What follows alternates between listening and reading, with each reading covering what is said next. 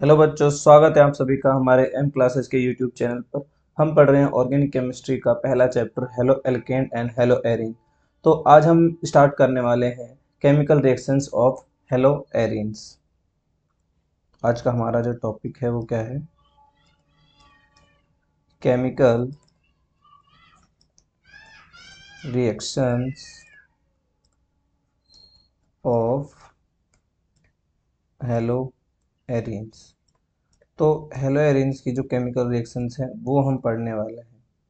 यहाँ पर हम तीन तरह के रिएक्शंस देखने वाले हैं। पहली रिएक्शन है nucleophilic nucleophilic substitution substitution reaction. Second reaction है इलेक्ट्रोफिलिक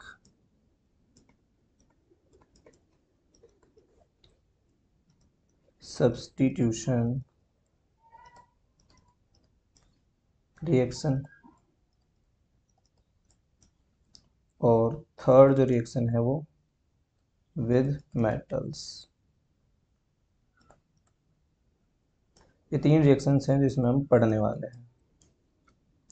तो फर्स्ट टाइप ऑफ रिएक्शन देखते हैं, एसएन रिएक्शन कह सकते हैं हम इनको शॉर्ट फॉर्म में। देखिए, जो हेलो एरीन्स हैं वो न्यूक्लियोफिलिक सब्स्टिट्यूशन रिएक्शन है बहुत ही स्लो या बहुत कम दर्शाती है ना, या एरिल हैलाइड भी कह सकते हैं। Aryl halide are extremely race less reactive toward nucleophilic substitution reaction।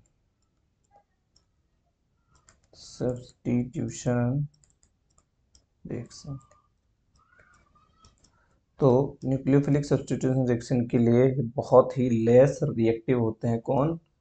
Aryl halide. अब ऐसा क्यों होता है? रीजन जानते हैं, क्या रीजन्स हैं रिएक्टिव होने के? इसमें पहला रीजन आता है, देखिए पहला जो रीजन है वो है रेजोनेंस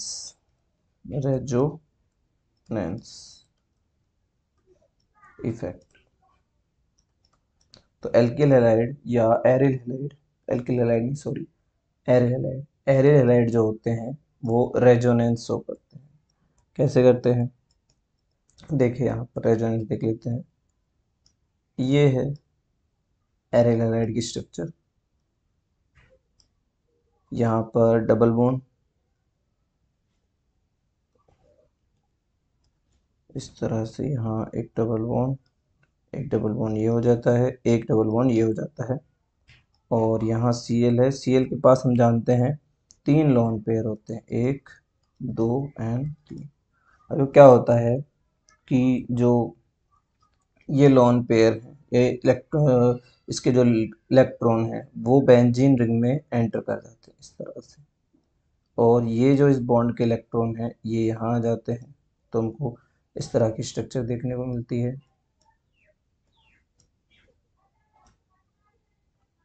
इस तरह की स्ट्रक्चर देखने को मिलती है। यहाँ पर अब क्या हो जाता है, Cl के साथ यहाँ डबल बॉन्ड हो जाता है और ये इस तरह से दो लोन पेयर होती है। साथ में इस पर पॉजिटिव चार्ज भी आ जाता है। क्यों आ जाता है? क्योंकि इसने इलेक्ट्रॉन दिए हैं। यहाँ नेगेटिव चार्ज होता है, यहाँ डबल बॉन्ड है ही, इधर डबल बॉन्ड है। अब ये इलेक्ट्रॉन जो होते हैं इधर ट्रांसफ़र होते हैं, इस डबल बॉन्ड के इलेक्ट्रॉन यहाँ ट्रांसफ़र होते हैं। तो इस तरह से अब जो नेक्स्ट स्ट्रक्चर आती है वो ये आ जाती है। अभी भी Cl और कार्बन के बीच यहाँ डबल बॉन्ड है और Cl पर नेगेटिव चार्ज है। अब डबल बॉन्ड यहाँ आ चुका है, यहाँ नेगेटिव चार्ज है और ये डबल बॉन्ड। अब क्या होता है, ये इलेक्ट्रॉन्स इधर ट्रांसफ़र होते हैं और ये डबल बॉन्ड के इलेक्ट्रॉन यहाँ ट्रांसफ़र होते हैं। इस तरह से अब जो स्ट्रक्चर बनती है वो बनती है ये वाली स्ट्रक्चर। अभी भी यहाँ पर कार्बन और क्लोरीन के बीच में डबल बॉन्ड है, नेगेटिव चार्ज है। यहाँ इलेक्ट्रॉन इस बार डबल बॉन्ड यहाँ आ चुका है और ये यहाँ। अब वापस से ये वाला इलेक्ट्रॉन इधर ट्रांसफ़र हो जाएगा और ये अपने इलेक्ट्रॉन ले लेगा, तो ये वाली स्ट्रक्चर बनने वाली। यहाँ पर जो फाइनल स्ट्रक्चर बनेगी वो इस तरह से। तो ये जो फाइनल स्ट्रक्चर है, बस हमने देखा है कि जो डबल बॉन्ड है उनका ओरिएंटेशन थोड़ा सा चेंज हुआ दिखाई दे रहा है। यहाँ Cl वापस से अपनी प्रीवियस जो स्टेज थी वहीं पर लौट आया। अब ये जो तीन स्ट्रक्चर्स आपको दिख रहे हैं यही हैं इसकी अनुनादी स्ट्रक्चर्स, है ना। अब यहाँ पर आपको एक ये ऑर्थो कंडीशन है ना। ये कौन सी कंडीशन है, ऑर्थो कंडीशन है। और ये वाली कंडीशन पैरा कंडीशन है। तो यहाँ ऑर्थो और पैरा कंडीशन पर आपको नेगेटिव चार्ज दिख रहा होगा, है ना। अब देखिए इसकी जो फाइनल हमको एक हाइब्रिड स्ट्रक्चर देखे हम, वो कौन सी होगी, जो हाइब्रिड स्ट्रक्चर है उसमें हमको इस तरह से जो डबल बॉन्ड है उसकी प्रेजेंस इस तरह से हमको देखने को मिलेगी। ये Cl है और देखो इनके बीच में एक डबल बॉन्ड जैसे देखा था हमने, और इसमें तो कम्प्लीटली इस तरह से डबल बॉन्ड घूमता है ना। तो यहाँ डबल बॉन्ड के चांसेस दिखाई दे रहे हैं इस स्ट्रक्चर के द्वारा। तो इस अनुनाद या रेजोनेंस इफेक्ट से क्या पता चलता है कि कार्बन और क्लोरीन के बीच में क्या है, एक डबल बॉन्ड है जिसे तोड़ना या क्लोरीन को रिमूव करना बहुत ही मुश्किल हो जाता है rather than alkyl halide. Alkyl halide की तुलना में एरिल हैलाइड में जो हेलोजन समूह को निकालना मुश्किल क्यों हो जाता है, क्योंकि वो डबल बॉन्ड शो करता है कार्बन के साथ। तो यहाँ हम लिख सकते हैं in aryl halide carbon and halogen bond has partially double bond character. That's why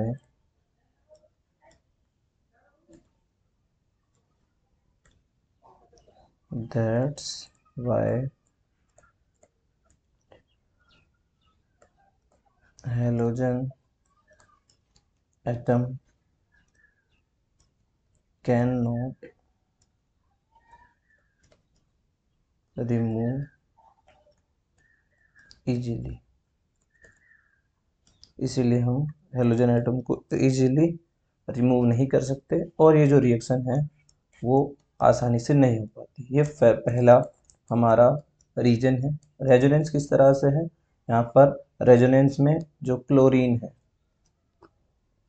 इसने अपने इसके जो इलेक्ट्रॉन है उसने अनुनाद में भाग लिया है और ये तीन स्ट्रक्चर जो आपको दिख रही है शो कर रही है अनुनाद। सेकेंड इफेक्ट जो रीजन है उसकी बात करते हैं। सेकेंड रीजन है sp2 संकरण है या हाइब्रिडाइजेशन ऑफ sp2 हाइब्रिडाइजेशन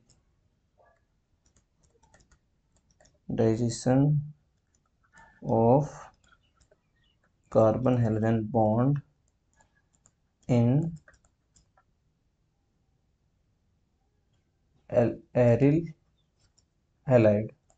तो एरिल हैलाइड में क्या होता है, जो कार्बन हेलोजन बॉन्ड है वो sp हाइब्रिडाइज है। इसके बारे में तो हम पहले ही बात कर चुके हैं ना, ये कोई नई बात तो है नहीं। तो हमने नॉमेनक्लेचर पढ़ा था तो हमने बात की थी।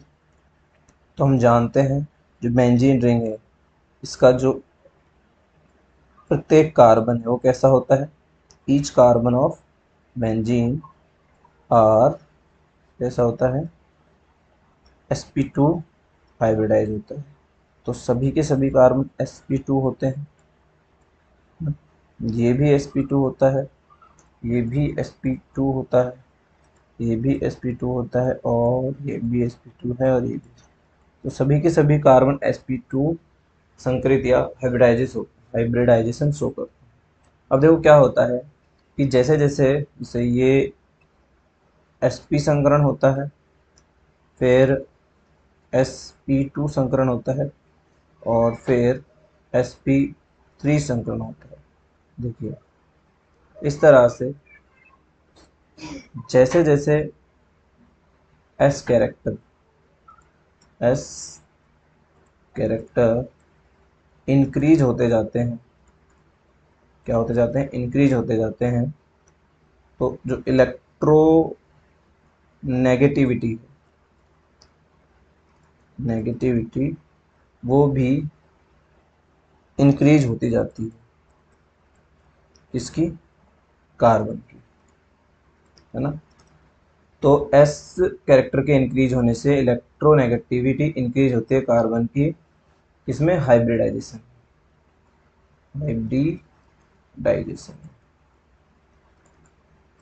ठीक है। तो यहाँ पर इलेक्ट्रोनेगेटिविटी इंक्रीज होने से अब देखो क्या होता है कि कार्बन भी अपनी ओर इलेक्ट्रॉन खींचता है, और क्लोरीन भी अपनी, मतलब ये अपनी ओर इलेक्ट्रॉन खींचता है और ये अपनी ओर इलेक्ट्रॉन खींचता है। इस यही कारण होता है कि क्लोरीन आसानी से इलेक्ट्रॉन नहीं ले जा पाता, और इलेक्ट्रॉन नहीं ले जाने के कारण ही क्लोरीन और कार्बन का जो ये बॉन्ड है ये टूट नहीं पाता है ना। ये एक रीजन हो जाता है। उसके बाद बात करें यहाँ पर एक थर्ड रीजन जो है, सेम रीजन ही है, कुछ खास रीजन है नहीं, जो कार्बोकेटायन है, carbocation is unstable in benzene. और देखो अगर मान लो कि क्लोरीन यहाँ से निकल भी जाता है, तो जो बेंजीन रिंग है वो खुद भी इलेक्ट्रोनेगेटिविटी होती है, क्योंकि उसके पास sp2 संकरित कार्बन होते हैं मोस्टली। तो यहाँ पर जो कार्बोकेटायन है वो स्टेबल नहीं होता है, और हम जानते हैं न्यूक्लियोफिलिक सब्स्टिट्यूशन के लिए, खासकर SN1 रिएक्शन के लिए, है ना, फॉर SN1 रिएक्शन, अगर SN1 रिएक्शन दर्शानी है तो कार्बोकेटायन कैसा होना चाहिए, कार्बोकेटायन स्टेबल होना चाहिए, लेकिन यहाँ स्टेबल नहीं होता है, ये वाली रिएक्शन ये नहीं शो होती है,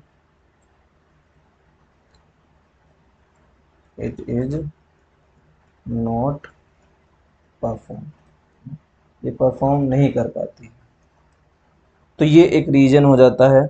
और देखो यहाँ पर न्यूक्लियोफिलिक सब्स्टिट्यूशन है वो भी इलेक्ट्रोनेगेटिव है, रिपल्सन एक इफेक्ट दिखाया जा रहा है, वो कुछ खास इंपॉर्टेंट है नहीं, लेकिन क्या होता है कि रिपल्सन भी शो करते हैं electron rich nucleophile to approach electron rich arene, है ना। तो जो ये भी इलेक्ट्रॉन रिच है बेंजीन भी, और जो न्यूक्लियोफाइल आने वाला है वो भी इलेक्ट्रॉन रिच होता है, तो दोनों के बीच में रिपल्सन होता है ना, repulsion between nucleophile and aryl halide, है ना, एरिल हैलाइड क्यों होता है, क्योंकि दोनों के पास इलेक्ट्रॉन है।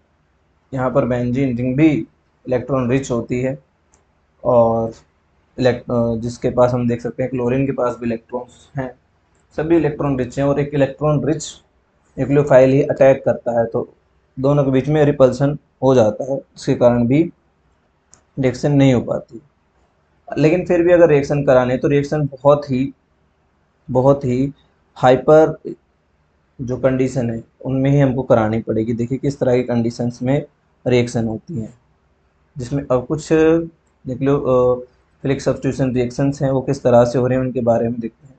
देखिए रिप्लेसमेंट बाय हाइड्रोक्सिल ग्रुप, ये एक रिएक्शन है। Replacement bye hydroxyl group.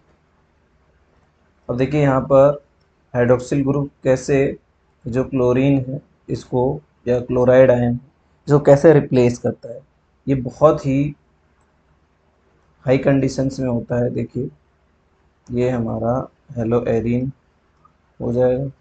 अब यहाँ पर हमने क्या लिया है, रिएक्शन कराइए। फर्स्ट रिएक्शन है NaOH है ना।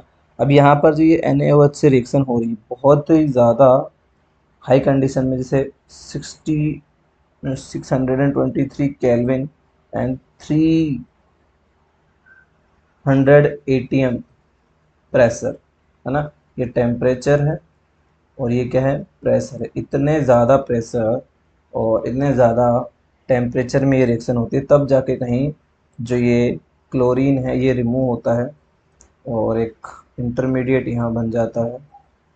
इसका नाम है सोडियम एल्कोक्साइड है ना। ये माइनस एंड ये प्लस, ये ऊपर चला गया। यहाँ ये सोडियम हो गया, ये प्लस, तो ये क्या है, सोडियम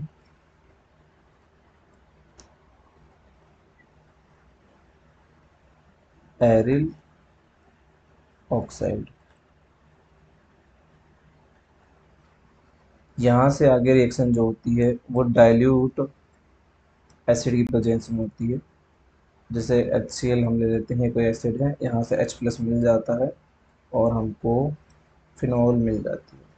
तो ये बहुत ही अच्छी कंडीशंस है नहीं, है ना। यहाँ पर ये NaCl सेपरेट हो जाता है, क्या है, फिनॉल। तो फिनॉल में क्या, फिनॉल कैसे बनी है, ये इस Cl को रिप्लेस किया गया है OH के द्वारा, ये रिएक्शन हो जाती है। अब देखिए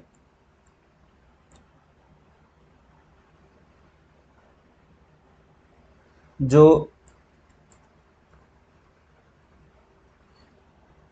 -I इफेक्ट शो करने वाले है ना, ऐसे ग्रुप्स जो -I इफेक्ट शो करते हैं वो क्या करते हैं, वो हेलो एरीन की रिएक्टिविटी या न्यूक्लियोफिलिक सब्स्टिट्यूशन रिएक्टिविटी जो है वो इंक्रीज करते हैं। क्या करते हैं, इंक्रीज करते हैं, है ना। -I इफेक्ट जो शो करते हैं groups increase reactivity reactivity at ortho and para condition, हाँ ये जो होते हैं, एक सेकंड, ये इंक्रीज करते हैं लेकिन एट, इनकी जो पोजीशन होती है कैसी होती है, ऑर्थो एंड पैरा, यहाँ पर इनकी कंडीशन होती है। अब जैसे कुछ ग्रुप्स हैं उनमें से एक आ जाता है NO2। देखिए अभी हमने देखा कि 623 केल्विन टेम्परेचर और 300 ATM प्रेशर चाहिए था। अब देखिए यहाँ पर जैसे ही प्रेजेंस आई NO2 की, यहाँ पर ये प्रेजेंस आ गई है NO2 की, यहाँ पैरा कंडीशन पर NO2 आ चुका है, यहाँ Cl है। अब क्या होता है, इसके आ जाने से रिएक्शन जो है वो बहुत ही इजी हो जाती है। देखिए फर्स्ट रिएक्शन जो होगी हम NaOH से कराने वाले हैं, हाँ NaOH से होगी रिएक्शन और ये होगी 443 केल्विन, वहाँ 623 यानी 623 केल्विन था, यहाँ 443 केल्विन पर रिएक्शन हो रही है और रिएक्शन होने से वही प्रोडक्ट बनने वाला इंटरमीडिएट, यहाँ पर ये एक इंटरमीडिएट बन जाएगा और फिर हमको डाइल्यूट एसिड लेना पड़ेगा और रिएक्शन इजीली हो जाएगी। तो टेम्परेचर डिक्रीज हो गया यहाँ पर। क्यों हो गया? क्योंकि यहाँ एक माइनस जो आई इफेक्ट वाला ग्रुप है ये यहाँ ऐड हो गया। ऐसा क्यों होता है उसके बारे में बात करेंगे। जो माइनस आई इफेक्ट वाले जो ये ग्रुप्स होते हैं ये क्या करते हैं, जो इलेक्ट्रॉन डेंसिटी है इस बेंजीन के ऊपर इसको डिक्रीज कर देते हैं ना।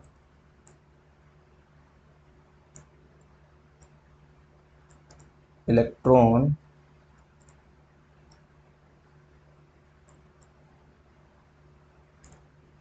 मैं कहाँ चला गया भाई, electron density of aryl halide decrease by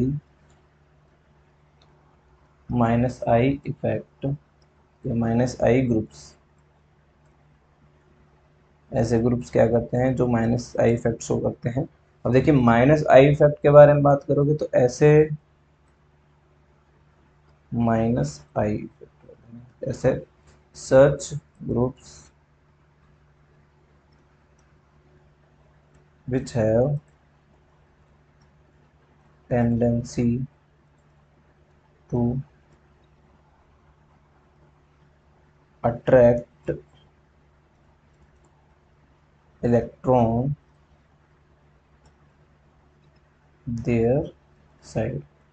अपनी ओर इलेक्ट्रॉन को आकर्षित करने की जो प्रवृत्ति है वही माइनस आई इफेक्ट को सोच, मतलब हम कह सकते हैं जिनकी इलेक्ट्रॉन नेगेटिविटी ज़्यादा होती है वो minus effect minus I effect करते हैं। आई का मतलब होता है इंड्यूस, जो क्या करते हैं माइनस चार्ज है उसको इंड्यूस करते हैं, हाँ वो माइनस आई इफेक्ट दिखता है। अब माइनस आई आएगा कैसे, ये आएगा कैसे, ये आएगा इलेक्ट्रॉन्स के कारण। तो वो अपने और इलेक्ट्रॉन जितना रखेंगे उतने ज़्यादा उनके ऊपर माइनस आई आएगा। तो इस तरह से हो जाता है। और देखिए यहाँ पर क्या होता है, जैसे जैसे हम बढ़ाते जाते हैं NO2 की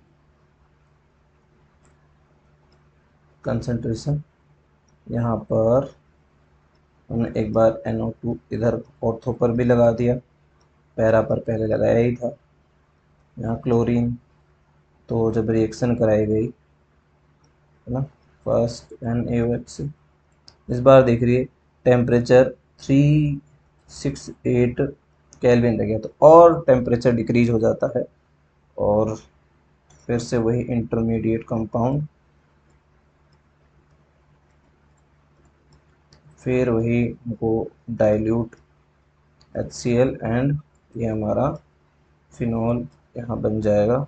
इधर हमको NO2 ऑर्थो पैडा कंडीशन पर लगाना पड़ेगा। क्या हमने ऊपर भी लगाया है? नहीं लगाया है, इसको लगा देते हैं, ये मिस्टेक अच्छी नहीं है ना। तो ये हो जाएगा, अगर वैसे इसका ग्रुप करें तो 1 नाइट्रो फिनॉल हो जाएगा ये, है ना 1 नाइट्रो फिनॉल।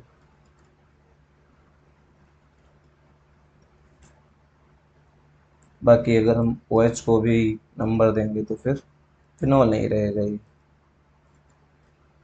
यहाँ पर ये इधर OH ऑर्थो पर NO2, यहाँ भी NO2। और एक और हमको एग्जांपल यहाँ देखने को मिलता है, वो क्या होता है, यहाँ पर इस बार क्या हुआ कि यहाँ भी NO2 ऑर्थो की जो दोनों कंडीशंस हैं यहाँ पर क्या ऐड हो गया है NO2 NO2। इस तरह से भी ये रिएक्शन हुई है। देखिए ये जो रिएक्शन है NOH के साथ हमने कराई और हमको क्या करना पड़ा, ये गर्म ही करना पड़ा है डायरेक्टली, इसमें हमको और कुछ करना नहीं पड़ा है। क्या करना पड़ा है, हीट देनी पड़ी है H2O के साथ और रिएक्शन ईजिली हो गई। तो हमको यहाँ पर NaOH के साथ रिएक्शन भी नहीं करानी पड़ी और ये रिएक्शन ईजिली हो जाती है। OH इधर, यहाँ NO2 इधर NO2 और यहाँ भी NO2 आ जाता है। तो इस तरह से रिएक्शन कंप्लीट हो जाती है डिफरेंट डिफरेंट कंडीशंस में। अब देखिए ये जो था इसका हम एक, हमने जो ये रेजोनेंस देखा था, आपको ध्यान ही होगा, है ना, ये हमने यहाँ रेजोनेंस देखा था, अभी हम देख के आए हैं। ये वाली जो स्ट्रक्चर है रेजोनेंस की, यहाँ पर साफ साफ दिख रहा है कि एक तो ये पैरा ऑर्थो कंडीशन, है ना, एक ये रही पैरा कंडीशन और एक ये रही ऑर्थो कंडीशन। तीन कंडीशन पर क्या होता है, इलेक्ट्रॉन डेंसिटी ज़्यादा होती है। यहाँ पर क्या होता है कि ये नाइट्रोजन ग्रुप ऐड होता है, ठीक है। बस उसी को हमको अगर हम दोबारा दिखाना चाहें तो दिखा सकते हैं। किसके द्वारा दिखा सकते हैं, यहाँ पर रेजोनेंस के द्वारा, किस तरह से जो नाइट्रोजन है वो बेंजीन पर इलेक्ट्रॉन डेंसिटी को डिक्रीज करता है, लेकिन ये नॉर्मल है। तो ये जो एक छोटा सा स्ट्रक्चर है, इसके द्वारा भी हम यहाँ शो कर सकते हैं इस चीज़ को कि हाँ ये क्लोरीन होता है ना, इसके यहाँ डबल बॉन्ड, और ये भी इस तरह से डबल बॉन्ड मूव करता है पूरी रिंग में, और यहाँ पर नेगेटिव, यहाँ पर नेगेटिव और यहाँ पर नेगेटिव को देखने को मिलता है। भी इन तीन, ये जो पोजीशन आपको दिख रही है ये ऑर्थो है, ये मेटक, और ये भी ये ऑर्थो कंडीशन है। तो यहाँ पर कोई भी NO ग्रुप आता है, NO ग्रुप क्या करता है, इलेक्ट्रॉन डेंसिटी को कम करता है। क्यों करता है, क्योंकि उसको खुद को इलेक्ट्रॉन चाहिए। उसके बाद देखिए हमारी जो सेकेंड रिएक्शन है उसके बारे में बात करते हैं, और उसका नाम है, सेकेंड जो रिएक्शन है, electrophilic substitution reaction. Electrophilic substitution reaction. देखिए ये इस रिएक्शन के बारे में, जो बेंजीन होती है उसका फीचर है, या फिर बेंजीन बहुत ही इजीली ये रिएक्शन शो करती है ना। यहाँ जो बेंजीन है वो बहुत ही इजीली ये रिएक्शन शो करती हैं। एक मिनट रुकिएगा, कनेक्ट,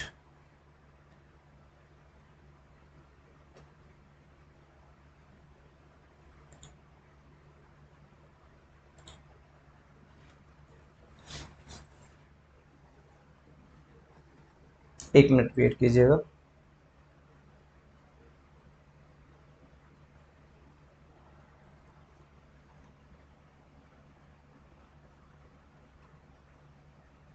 हम्म,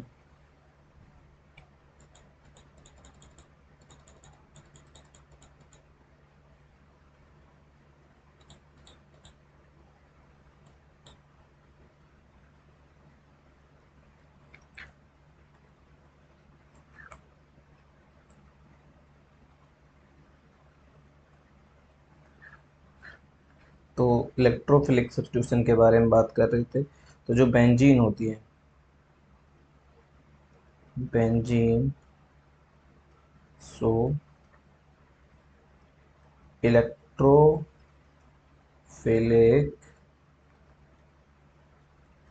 सब्स्टिट्यूशन रिएक्शन। देखिए इलेक्ट्रोफाइल यहाँ पर अटैक करेगा, क्या करेगा, कोई भी इलेक्ट्रोफाइल यहाँ क्या करना चाहेगा, अटैक करना चाहेगा। किस पर अटैक करना चाहेगा, ये जो हमारा एरिल हैलाइड है इस पर अटैक करना चाहेगा। अभी अटैक करना क्यों चाहेगा, इलेक्ट्रोफाइल मतलब इसको इलेक्ट्रॉन की चाहत है, ही इज लव इलेक्ट्रॉन्स। और हमने अभी थोड़ी देर पहले बात की है कि जो बेंजीन रिंग है, और क्लोरीन भी क्या करता है, उस पर इलेक्ट्रॉन ट्रांसफर करता है अपनी ओर से, है ना।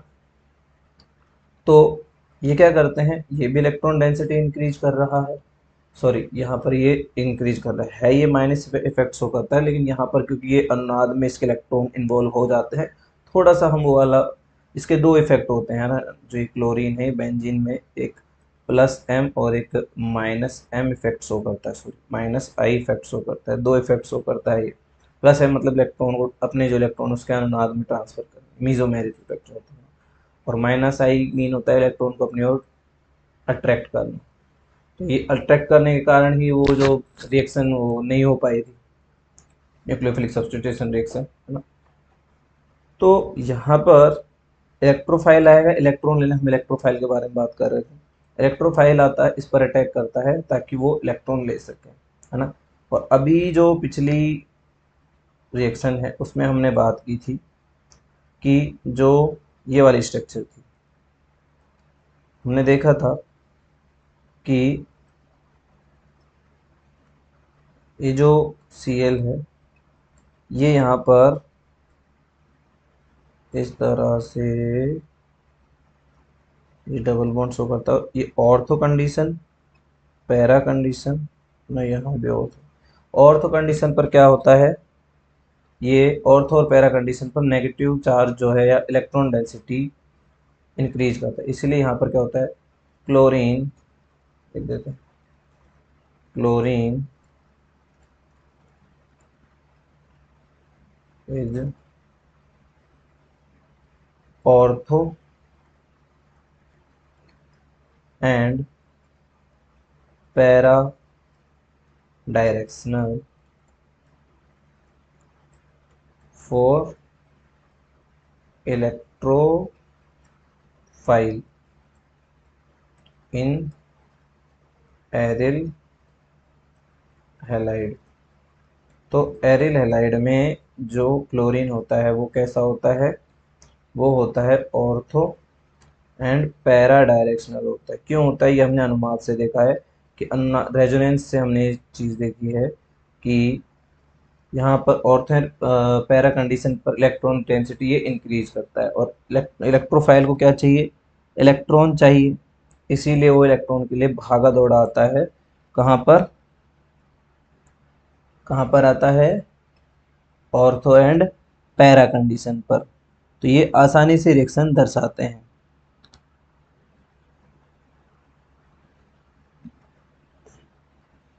ठीक है, अब देखिए कुछ रिएक्शंस हैं जो यहाँ पर हमको देखने को मिलेंगे इलेक्ट्रोफिलिक की। जैसे एक रिएक्शन है, यहाँ एक रिएक्शन है,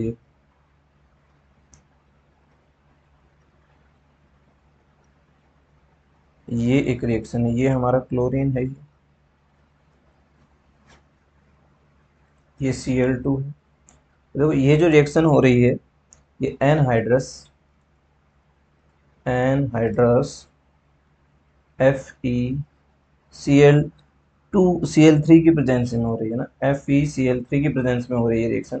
और देखिए हमको क्या मिल रहा है, यहाँ पर डाइक्लोरोबेंजीन मिल रहा है। क्या मिल रहा है, ये डाइक्लोरोबेंजीन। हालांकि हमको 2 टाइप के कंपाउंड मिलते हैं, एक कंपाउंड ये रहा,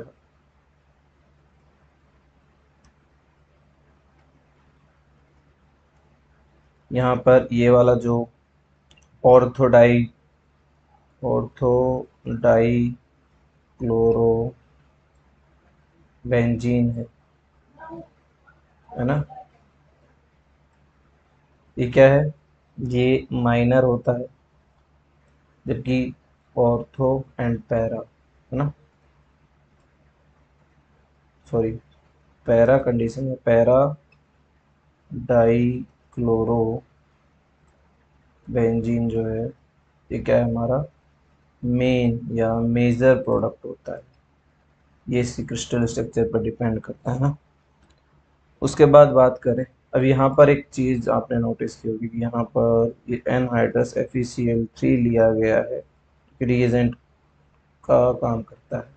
क्यों भाई, रिएजेंट की आवश्यकता क्यों पड़ी, क्योंकि जब भी बेंजीन तो इलेक्ट्रॉन डेंसिटी रिच है, रिएक्शन आसानी से होनी चाहिए। इसकी आवश्यकता इसलिए पड़ती है क्योंकि जो यहाँ पर एक क्लोरीन है, ये प्लस M इफेक्ट भी शो करता है और माइनस I भी शो करता है ना। एक तरफ से इलेक्ट्रॉन डेंसिटी इंक्रीज करता है तो दूसरी तरफ से इलेक्ट्रॉन जो डेंसिटी उसको लेने का काम भी करता है। यहाँ पर जो है एरिल हैलाइड में क्लोरीन का माइनस आई इफेक्ट जो होता है वो ग्रेटर होता है प्लस M इफेक्ट से। ये नोट करने वाली चीज़ है ना, मोस्टली, है ना, यहाँ पर ये होता है, इसमें एरिल हैलाइड में, एरिल हैलाइड में जो हेलोजन है वो यहाँ ये इफेक्ट शो करते हैं जनरली, इन जनरल। अगर जनरल की बात करें तो जो प्लस एम इफेक्ट होता है वो माइनस आई इफेक्ट से ग्रेटर होता है, लेकिन यहाँ पर माइनस आई इफेक्ट ज़्यादा स्ट्रॉन्ग है बजाय प्लस एम के कारण। अभी माइनस आई इफेक्ट के कारण क्या होता है, ये इलेक्ट्रॉन डेंसिटी इंक्रीज नहीं करता है। माइनस आई कहता है कि इलेक्ट्रॉन को अपनी ओर लो, तो इलेक्ट्रॉन को अपनी ओर खींचने की कोशिश करता है, जिसके कारण इलेक्ट्रॉन डेंसिटी थोड़ी सी कम हो जाती है ना। और यहाँ ये भी लिख सकते हैं for minus I effect of halogen या हेलाइड्स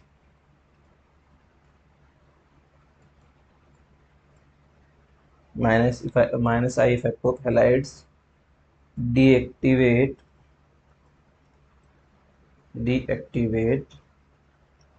बेंजीन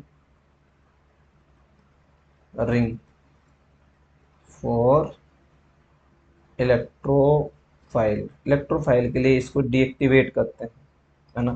तो इसको वापस से एक्टिव करने के लिए हमको क्या चाहिए, रिएजेंट चाहिए ही चाहिए, है ना। तो ये वाली जो रिएक्शन है ये क्या है, इस रिएक्शन को हम कहते हैं हेलोजिनेशन। हेलोजिनेशन, हाँ। तो हेलोजन ऐड करा रहे हैं यहाँ पर। एक रिएक्शन है, सेकेंड रिएक्शन, जिसका है नाइट्रेशन। क्या है, नाइट्रेशन। नाइट्रेशन में क्या करते हैं, NO2 ग्रुप यहाँ पर ऐड कर देते हैं। अब वो कैसे ऐड करते हैं, ये हमारा जहाँ पर ये एरिल हैलाइड है, इसके लिए हमको क्या चाहिए, HNO3 चाहिए, है ना।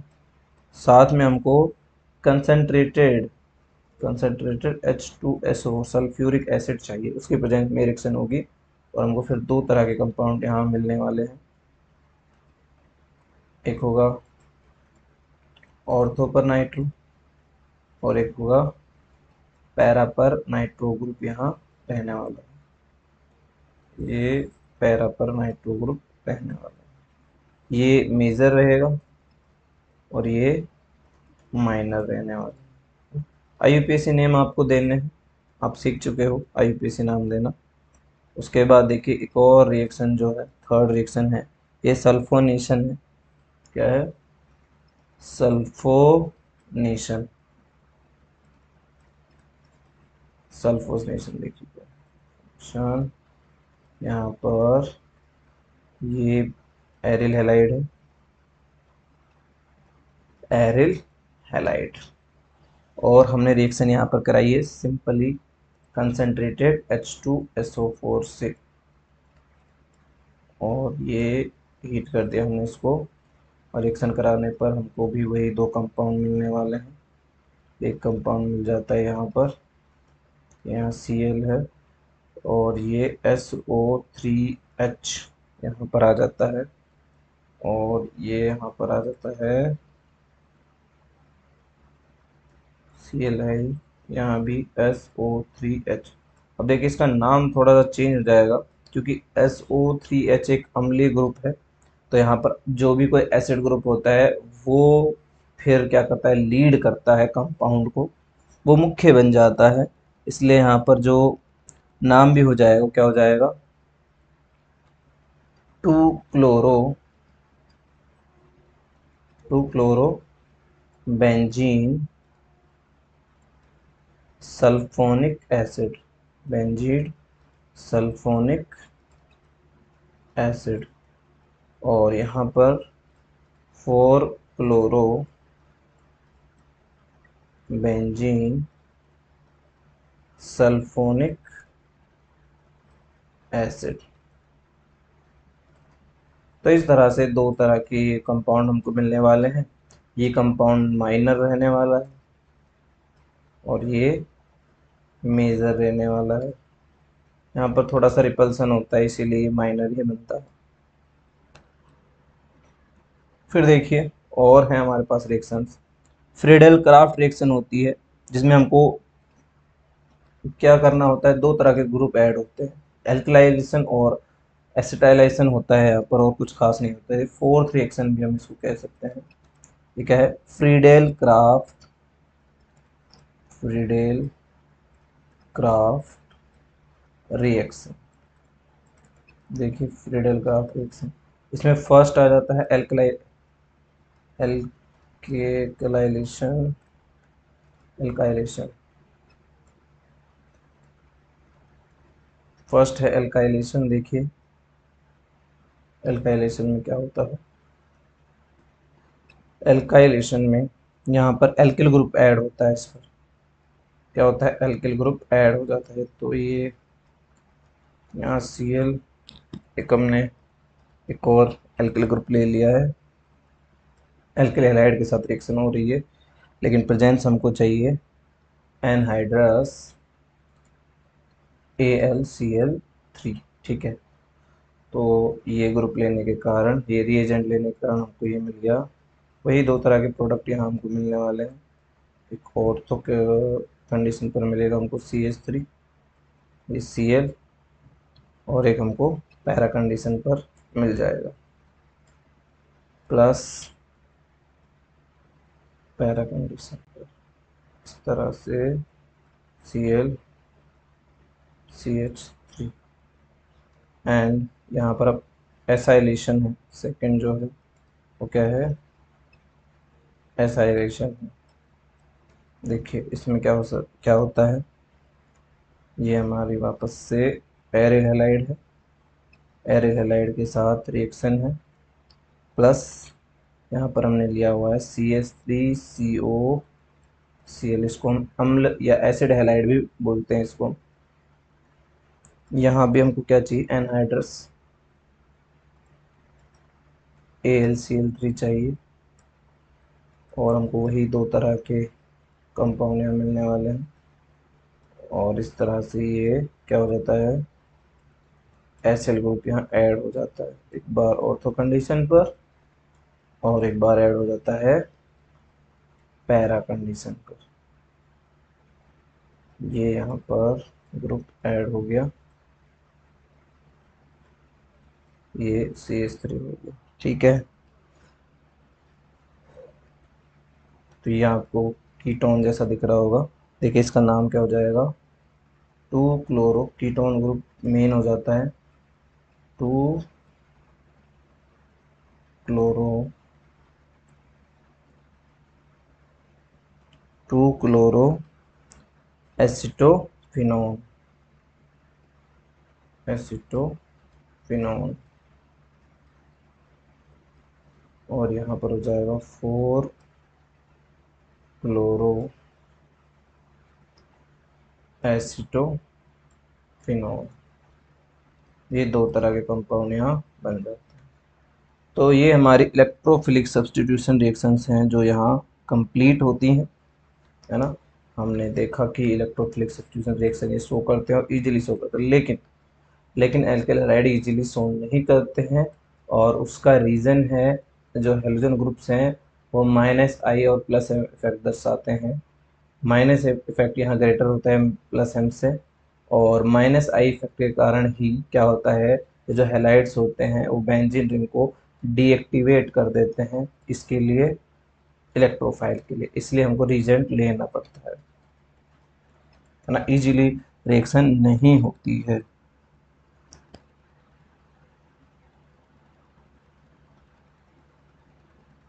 ठीक है, अब यहाँ पर हम बात करते हैं, थर्ड जो रिएक्शन है वो है reaction with metals, reaction with metals. अब यहाँ पर हमारे पास जो रिएक्शन दी हुई है वो सोडियम के साथ ही दी हुई है रिएक्शन, तो हम सिर्फ उसी के बारे में बात करेंगे, है ना। तो यहाँ पर जो ये एरिल हैलाइड है, मतलब यहाँ कोई भी हाइड्रोजन, इसकी रिएक्शन किससे होती है, सोडियम से होती है ना। ये सोडियम है, और सोडियम से होने पर ये क्या कर देता है, ये हमको दो तरह के कंपाउंड दे सकता है कि यहाँ पर दूसरा जो दो हमको जिस तरह से हमने, आपको याद होगा वुड्स रिएक्शन में किया था, ये वाली कंडीशन भी हो सकती है ना। तो हमको इस तरह से डाई एरिल ग्रुप ऐड हो जाएंगे, ये एरिल ग्रुप यहाँ ऐड हो जाएंगे, या हमको इस तरह की रिएक्शन देखने को मिल सकती है कि जो एरिल हैलाइड है इनकी रिएक्शन एल्किल हैलाइड से कराई दी जाए, है ना, इनकी रिएक्शन किससे करा दी जाए, या इस तरह से एल्किल हैलाइड से करा दी जाए। सोडियम के भी हमको दो ही अणु लेने पड़ेंगे, सेम रिएक्शन होने वाली है, और हमको इस तरह से aryl and alkyl group add हो जाएगा इस पर। तो ये रिएक्शन हमको देखने वाली है। इसमें देखिए फर्स्ट रिएक्शन जो है वो रिएक्शन होती है वुड्स फिटिग रिएक्शन, है ना, क्या है, वुड्स फिटिग रिएक्शन, रिएक्शन। अब यहाँ पर देखो क्या होता है इस रिएक्शन में, वुड्स वाला मतलब एक तो हमारा ये यहाँ पर बेंजीन रिंग है ही, ये एरिल हैलाइड होगा, इसके साथ हमको ने क्या लिया है, कोई भी, जैसे ये CH3X ले लिया, ये लो यहाँ पर X को हटा देते हैं, सी ले लिया है। भी यहाँ पर जो रिएक्शन कराई है, ये दो सोडियम मॉलिक्यूल लिए गए हैं, ये रिएक्शन कराई है, और रिएक्शन कराने पर यहाँ पर हमने लिया है ड्राई ईथर, क्या लिया है, ड्राई। हम जानते हैं सोडियम बहुत रिएक्टिव होता है इसीलिए, और इस तरह से हमको जो कंपाउंड है वो मिल जाता है जिसका नाम है टोलुइन, क्या है, टोलुइन। ये कंपाउंड हमको इससे मिल जाता है। सिंपली क्या हुआ है, एरिल हैलाइड यानी क्लोरोबेंजीन की रिएक्शन हमने क्लोरो एल्केन या क्लोरोमेथेन से कराई है, सोडियम के साथ रिएक्शन हुई है। अगर हम एल्केन एल्किल हैलाइड की रिएक्शन कराते थे तो वुड्स रिएक्शन कहते थे, यहाँ पर हमने एरिल हैलाइड को लिया तो इसको वुड्स फिटिक रिएक्शन कह देते हैं। और देखिए जो सेकंड रिएक्शन है वो क्या है, सेकंड रिएक्शन में हम इसको वुड्स सॉरी, ये इसको हम फिटिक रिएक्शन कहते हैं, क्या कहते हैं, फिटिक रिएक्शन, इसको कहते हैं हम फिटिक रिएक्शन। फिटिक रिएक्शन में हम केवल और केवल क्लोरोबेंजीन जो है इसके ही दो मॉलिक्यूल ले लेते हैं, इस तरह से दो, और दो लेते हैं सोडियम के, और रिएक्शन हो जाती है, ये रिएक्शन हो जाती है सिंपली, और यहाँ पर दोनों के दोनों जो ग्रुप हैं बेंजीन के वो ऐड हो जाते हैं,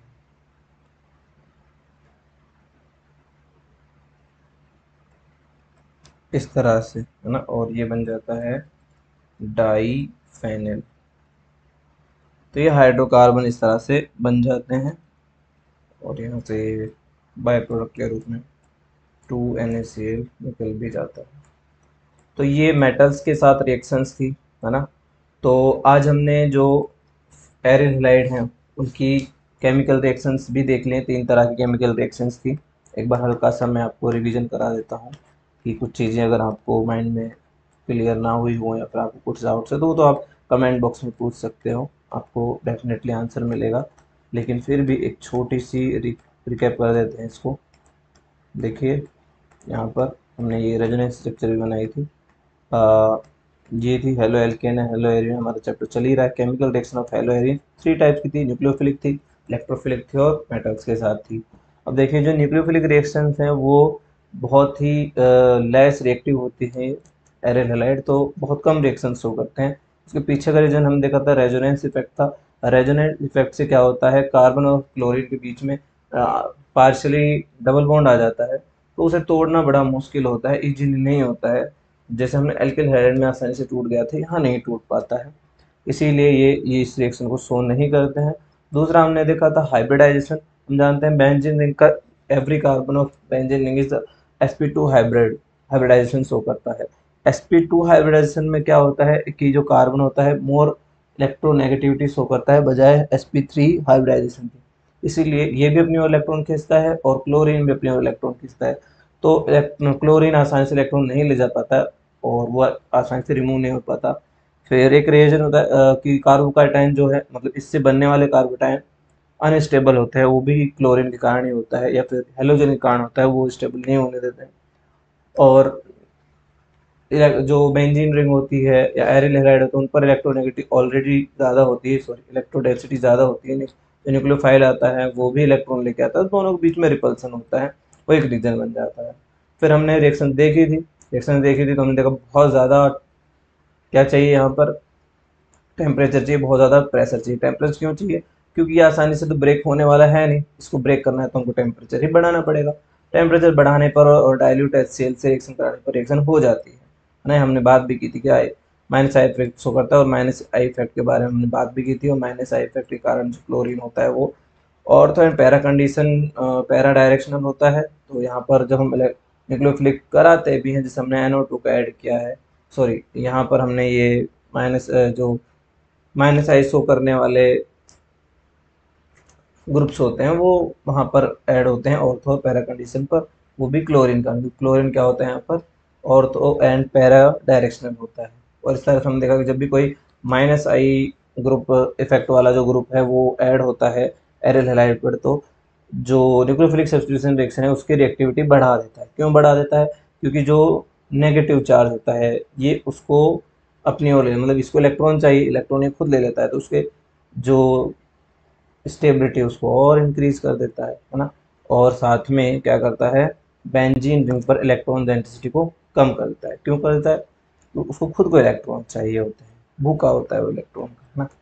फिर हमने इलेक्ट्रोफिलिक सब्स्टिट्यूशन पढ़ा कि इलेक्ट्रॉन डेंसिटी अधिक होने के कारण ये इलेक्ट्रोफिलिक सब्स्टिट्यूशन रिएक्शन शो करते हैं, है ना। और हमने ये रेजोनेंस से शो भी कही कौन कौन सी पोजीशन है जहाँ पर इलेक्ट्रॉन डेंसिटी ज़्यादा होती है। लेकिन फिर भी इलेक्ट्रॉन डेंसिटी ज़्यादा होने से भी ये रिएक्शन को आसानी से नहीं कर पाते हैं। क्यों नहीं कर पाते हैं? क्योंकि जो हेलोजेंस होते हैं यहाँ पर माइनस आई इफेक्ट दर्शाते हैं, और माइनस आई इफेक्ट के कारण क्या करते हैं, अपनी ओर इलेक्ट्रॉन को खींचते हैं। और इलेक्ट्रॉन को अपने ओर खींचने के कारण क्या होता है, ये थोड़ा सा डीएक्टिवेट कर देते हैं किसको, बेंजीन रिंग को, फॉर न्यूक्लियो इलेक्ट्रोफाइल के लिए। इस कारण से आसानी से रिएक्शन नहीं हो पाती, ये हमने रीज़न दिया था। और फिर भी रिएक्शन तो शो होती हैं, हम कोई रिएजेंट लेते हैं और रिएजेंट से रिएक्शन कराते हैं। तो जो इलेक्ट्रोफिलिक में है, हम बार बार हर चैप्टर में रिएक्शन पढ़ने वाले हैं। हेलोजनेशन है, नाइट्रेशन है, सल्फोनेशन है, and minor and major group, ortho and para condition पर एक दिमाग में आता भी होगा, क्योंकि क्यों मेटा कंडीशन पर रिएक्शन नहीं हो रहे, तो उसका रीज़न हमने कहा कि ये ऑर्थो और पैरा डायरेक्शनल होते हैं। हमने रेजोनेंस में देखा कि मेटा पर कभी भी इलेक्ट्रॉन रहते नहीं, जब इलेक्ट्रॉन ही नहीं है वहाँ रिएक्शन कैसे हो सकती है। और ये फ्रीडल क्राफ्ट है, फ्रीडल क्राफ्ट में हम दो तरह के रिएक्शन देखते हैं, एल्कलाइजेशन देखता है और एसाइलेशन। एल्कलाइजेशन और एसाइलेशन देखने होता है, यानी कि एक एल्केन ग्रुप जोड़ देते हैं और यहाँ पर एसिल ग्रुप जोड़ देते हैं। उसके बाद मेटल्स के साथ रिएक्शन देखी थी। मेटल्स के साथ हमारे पास दो ही रिएक्शन है। एक रिएक्शन है वुड्स-फिटिक रिएक्शन, ये एग्जाम में पूछी जाती रही है, तो आपको ध्यान देना है। इजी भी हैं, जैसा आपको दिख ही रहा होगा, ये रिएक्शंस काफ़ी इजी रिएक्शंस हैं, तो इन्हें याद करना बहुत बड़ा मुश्किल नहीं है कि आपको सिर्फ जैसे हमने वुड्स रिएक्शन देखी थी ऐसे ही आपको ये रिएक्शन देखनी है, ठीक है। तो इस तरह से ये जो रिएक्शंस हैं हो जाती हैं। मुझे उम्मीद है आपको ये सेशन काफ़ी पसंद आया होगा और आपके जो कॉन्सेप्ट्स हैं वो क्लियर हुए होंगे। तो हमारा मोस्टली ये चैप्टर ख़त्म हो चुका है। कुछ पॉली हेलोजेंस बचे हैं, उनके जो यूजेज बचे हैं। फॉर्मेशन मेथड हमारे एनसीईआरटी में दिए नहीं गए, तो उन पर हम डिस्कस भी नहीं करेंगे। बाकी नेक्स्ट क्लास में देखते हैं जो भी हमारा बच चुका है चैप्टर। ठीक है, ओके, बाय, थैंक यू।